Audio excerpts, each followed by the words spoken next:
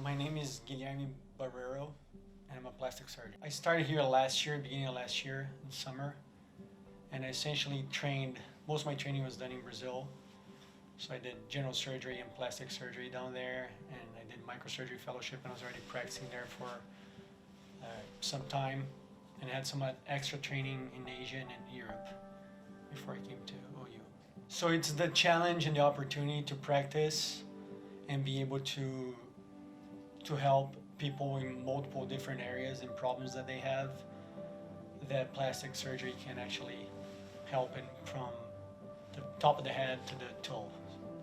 So my specialty is microsurgery, which is essentially transferring tissues from one part of the body to another part.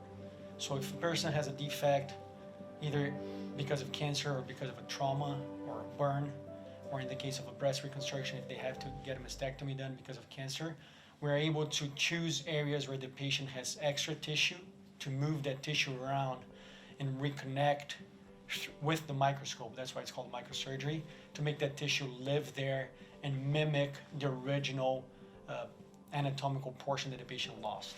So essentially, as a plastic surgeon and mostly focused on reconstructive surgery, we provide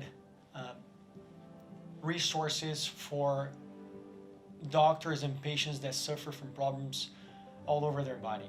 So essentially, patients that have issues of orthopedic issues, that have defects on their legs or upper extremity, that they may have nerve issues or tendons or defects, trunk, where they may have cancer or burn or other wounds and injuries. So we actually are servants to other doctors and to other specialties and patients that suffer essentially from wounds or defects. The way that I can provide care for patients is that I've been experienced with a lot of patients all over the world and problems, that everything that was difficult for me to understand and to get used to treating patients with some specific problems that they had, I searched for people all over the world that were specialized in those areas to learn from these people very early in my career.